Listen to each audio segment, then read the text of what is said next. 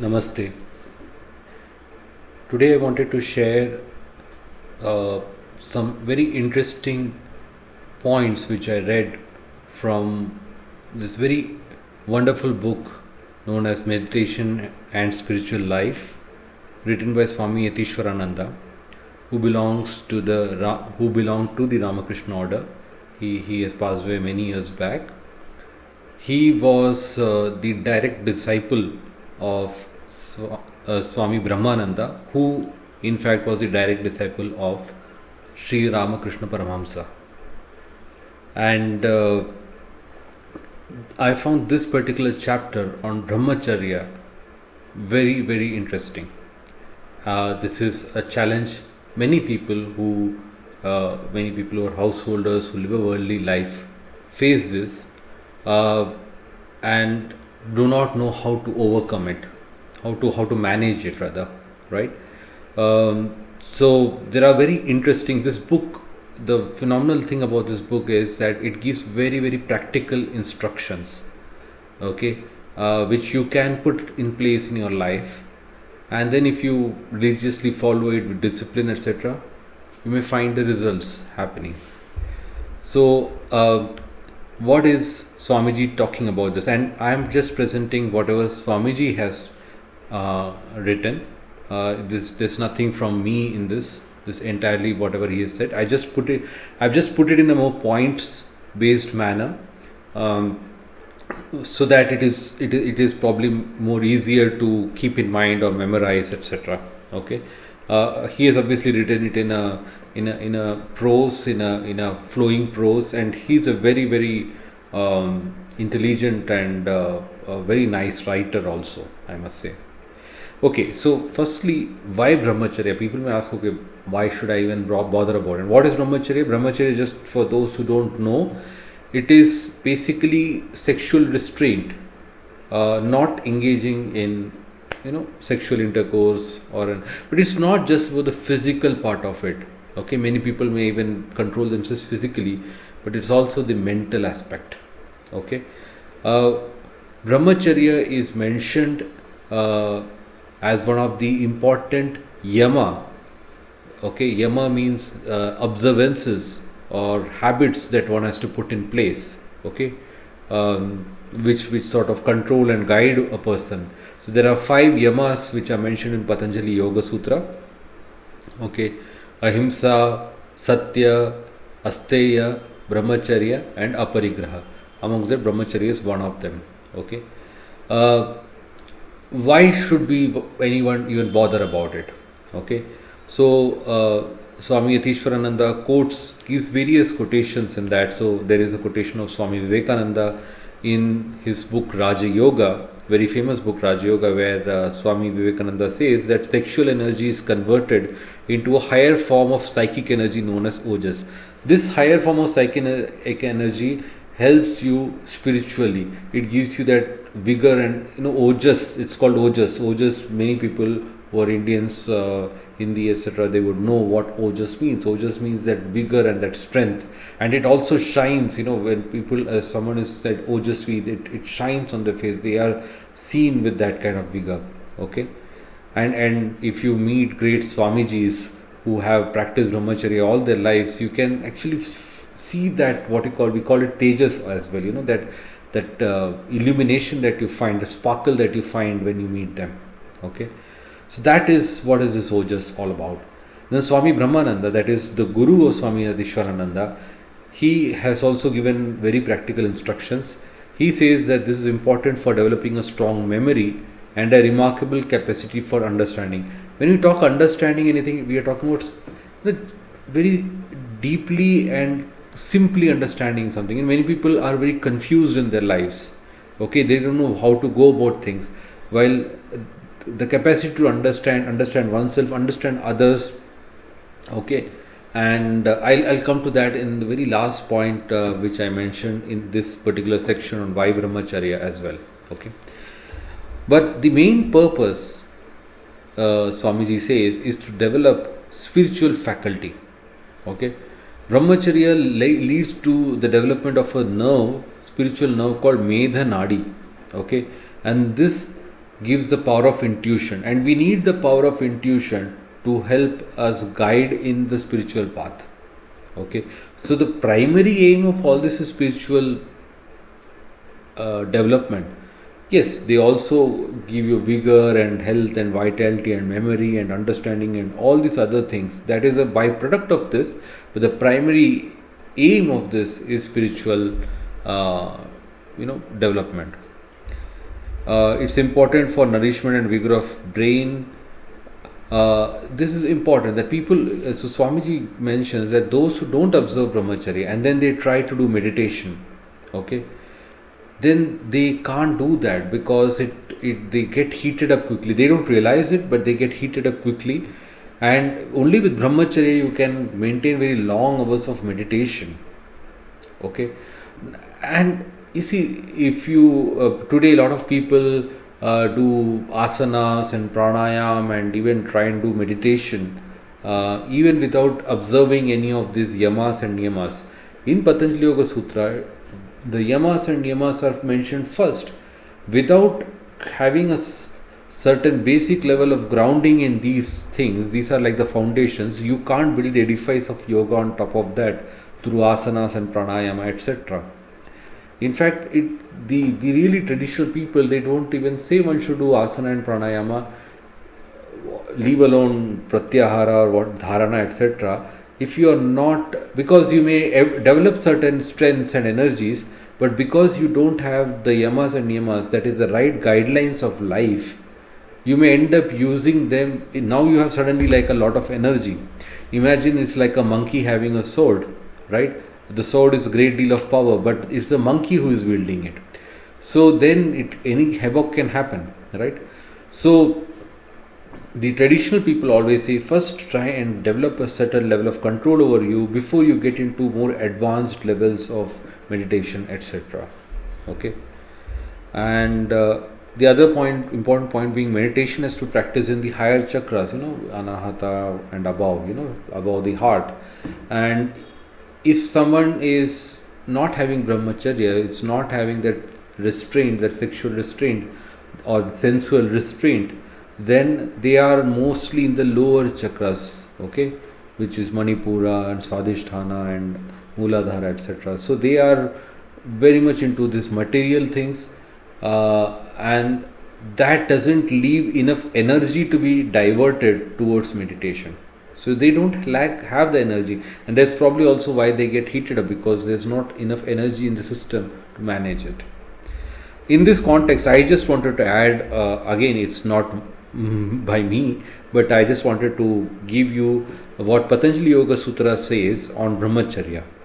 So Patanjali says that Brahmacharya pratisthaya virya labha. That is, pratishtha meaning established. If someone is established in Brahmacharya, they get virya. And what is virya? Virya is strength, virility, capacity. Okay. And Vyasa, who has commented on Patanjaliyogsutras, says that it gives many good qualities, and he sort of expands upon what is meant by this virya, capacity, etc., by saying that it makes one a siddha, an adept, someone who has become an expert. Okay, and because now he's become an expert, he becomes capable of placing knowledge to disciples, to others. He becomes qualified. Without brahmacharya, one is not qualified enough to explain to others. And hence, if you find most of the conservative traditional orders of monks which are there, be it amongst Buddhism or Hinduism or Jainism or even Catholic Christianity, they have all given a great deal of importance for brahmacharya. Okay, celibacy is a primary requirement for a monk. Okay, because they will have shishyas, they will have disciples, and if they don't get an understanding, then how will they be able to impart knowledge to the others? Now, this all has been about why brahmacharya has to be done. Now the question arises how, because that how is the biggest problem. A lot of us may already feel that they want to be, they may know all these aspects and they want to develop it, but are struggling, and it's a struggle for everyone. Okay, I am on the same boat as all of you. I'm no guru. I am the same. So for me, this knowledge that I found over here by Swami Yatiswarananda was phenomenal, and that's why I felt that it can be useful for a lot of people. And here is what Swamiji is saying. Firstly, he advises, don't do frontal attack. Okay, like one day you decide, no, I am stopping it. Okay, and you may have urges coming up, and you forcefully push down your senses and say no. Okay, while you are still into your daily work, you are having a active work life wherein there's a lot of conflicts and tensions and stresses of life is there. You're running after money and all these things are there. Without developing any sort of control over these aspects which bring us down, all the material aspects, okay, which are putting us down in the lower chakras, without getting some level of control over it, if you try to push these things, then it will not work. It will just create more frustration, okay, and guilt, etc. Okay.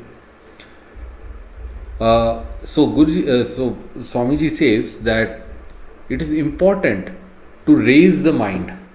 Okay, so first of all, try to be at a more higher level as much as possible. Obviously, it may not be possible. You may have your regular work and job, and that is the challenge of a life of a householder or a grihastha, as opposed to a monk. Okay, they are into this world. They have this, they have family and children and relations and work and having to earn money, and all these tensions of life are there.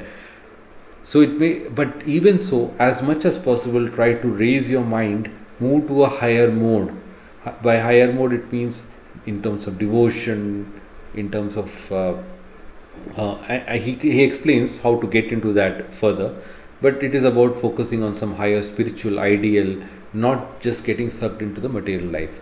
So when you get into that, then it's much more easier to, you don't have to put that as much strong force behind this aspect. Just today I was reading one example in a different context, but that analogy is useful. Like it is said that a coconut tree's branch, when it becomes dried, it automatically falls off, right? While when it is green, it is immense strength would have to be put. You have to cut it. You can't even break it with your hand, right? But the same, when it becomes dried, automatically it will fall off. So by getting into higher mode means that let it dry, let this involvement and absorption or attachment to the samsara become less, and that is become dried, and automatically it will fall off. Rather, if it is green and you are trying to put strength to break that attachment to samsara, it will not break that easily. Studying and reflecting upon scriptures. So this is another. So how do you get into this higher mode? One way is you read these kind of books. Suddenly your mindset changes. You are in a different realm altogether. One moment you are into your work and tensions of your work, or worrying about children or wife, etc. And another moment you are completely, let's say you're reading Bhagavad Gita, some shloka in chapter 2, and then you are like completely into that, and it takes you on a different level, and then you reflect upon it. Now this is very interesting point mentioned from Patanjaliyogsutras. Again, this is given by Swamiji. He quotes this. This is in the second section of Patanjaliyogsutras, second of the 4 sections, and this is the 33rd sutra in that, 2.33. It says Vitarka Badhane Pratipaksha Bhavanam. So Vitarka Badhane Pratipaksha Bhavanam. So the word is Pratipaksha. Pratipaksha meaning opposite. Vitarka means any wrong thoughts, or these kind of problematic thoughts. Badhane, how to obstruct them. Develop Pratipaksha, that is opposite thoughts, bhavana. Okay, so develop. See, you can't always be in a mode of trying to keep your mind off it. That is a very negative approach. I mean, that also is required, but better is to have a positive approach, wherein instead that energy or that mind or that emotions, attraction, etc., going towards that lower thing, you divert that to something higher. Okay, those who have their ishta, some aspect of the deity, divine that they like, some may like Krishna, some may like Rama, etc. So you can think and contemplate about them, do their mantras or do their pujas, so that your mind is absorbed with that, and because you keep on doing it, a kind of an attachment then develops within you towards that higher ideal, and that is much more easier. One, it gives you less time to focus on all these other lower temptations, and it also automatically, instead of trying to fight it off, okay, see, as I say, in vacuum, in what you call emptiness, or so devil comes in, right? So basically, don't allow emptiness to come in. Focus on some good ideal, spiritual ideal, and that will help you overcome this. Okay, and Swamiji says, have a good stock of holy imagination. Maybe you'll get bored of thinking Krishna playing a flute, okay, with a cow nearby. Okay, think of Krishna in some other way. Okay, maybe he was, let's say when he was taking away Rukmini, okay, or so many other episodes, or as a child, he basically killed so many asuras, or with the Govardhana, he protected all the Brajvasis. So, I mean, I'm just saying you can have any number of holy imaginations. So these are taking your mind in a different way. So something or the other which you think about, and that comes by being absorbed, reading whatever. So whoever your ishta is, whoever is their chosen ideal, reading about them, knowing about them. It can be, for a Christian, it can be about Jesus. For a Muslim, it can be about Prophet Muhammad, etc. Whoever it is. Okay. When you sense any danger of falling to temptations, run back to the. So it's like a child when it is fearing something, runs back to its mother. Okay, and in fact, Swamiji says, like a kangaroo baby jumps back into the safety of its mother's pouch. It's very safe inside its mother's pouch, right? So like that, you run back to your ishta.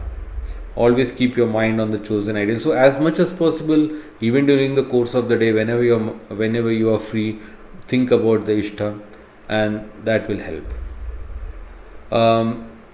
See that everything, including your object of it. So this is another way, is that, okay, one is the way of focusing on ishta.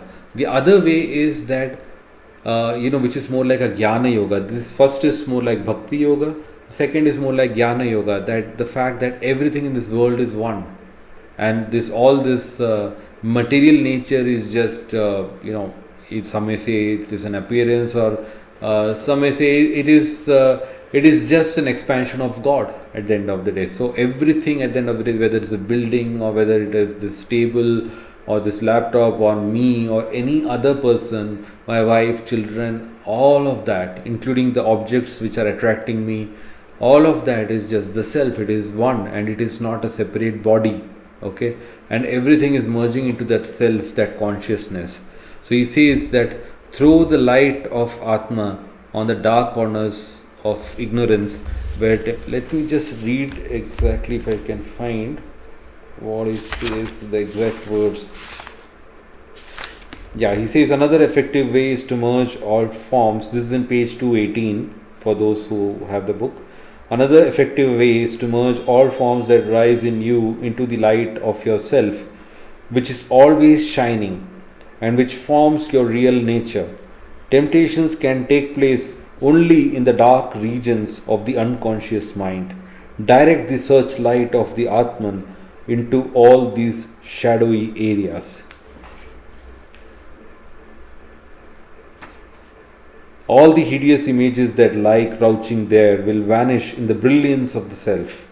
Bring all the submerged forms into the focus of higher consciousness, and you will see that they vanish at once. Consciousness has such tremendous power but few people care to do this. So this is what Swamiji verbatim had to say on this point. Okay.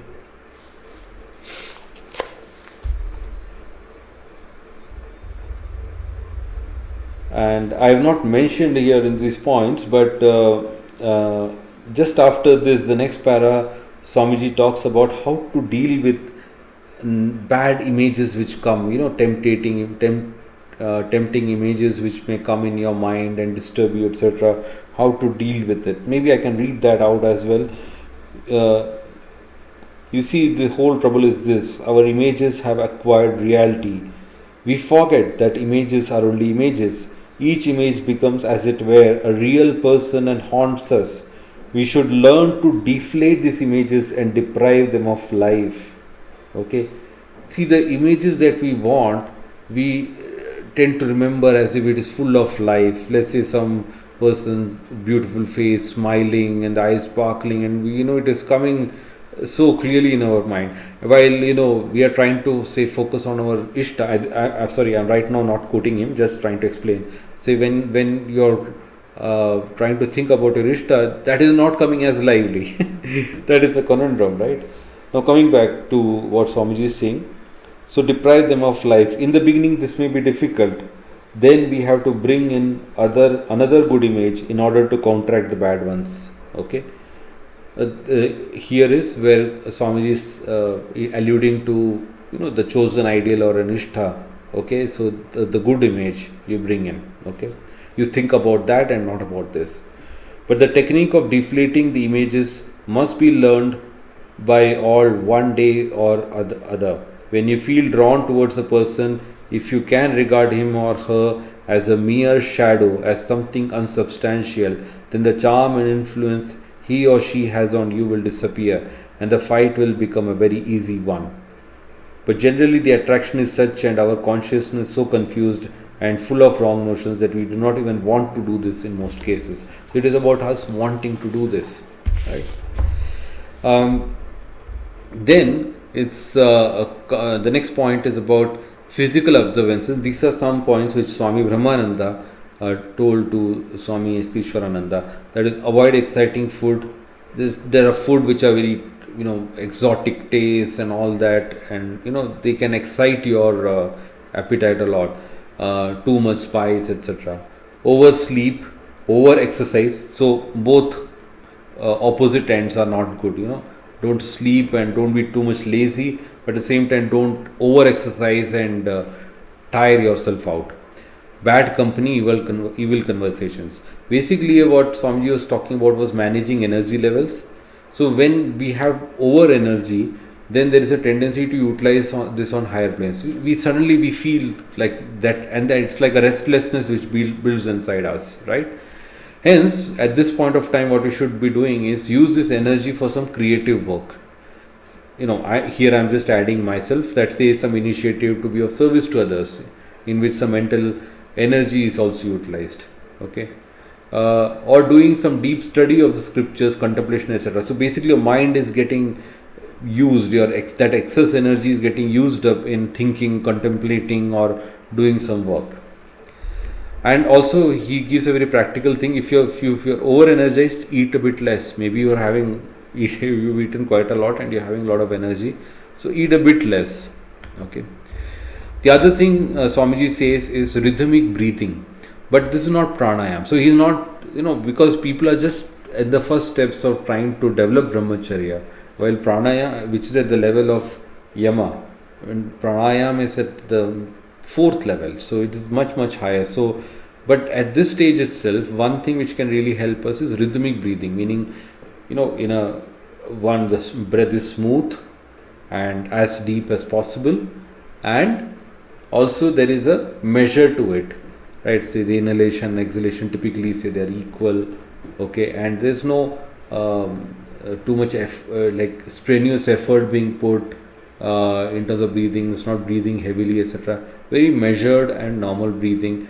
And whenever you're getting all this temptation and all that, going back to the breath. I think that is what Swamiji is trying to say. Going back to the breath and focusing on the breath breathing in, breathing out in a very rhythmic fashion.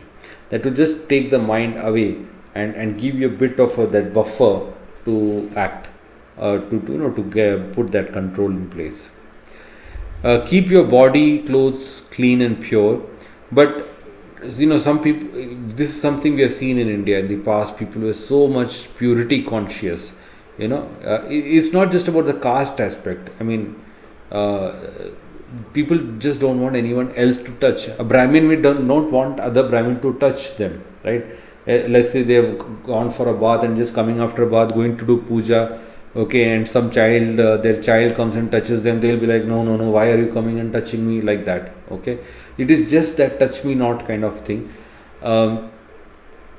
It definitely, there is one level of one should, Swamiji says that one should not try to have physical contact with others. That's why in our culture we have namaste, where we are folding hands.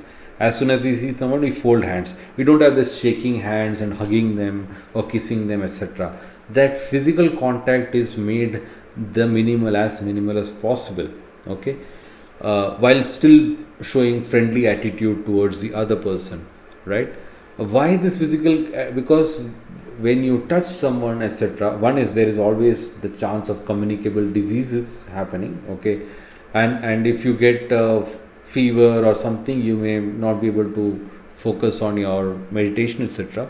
But other than that, this can also slightly, we believe that these kind of things can also slightly transfer tendencies, or samskaras, as they say, when you touch someone, okay.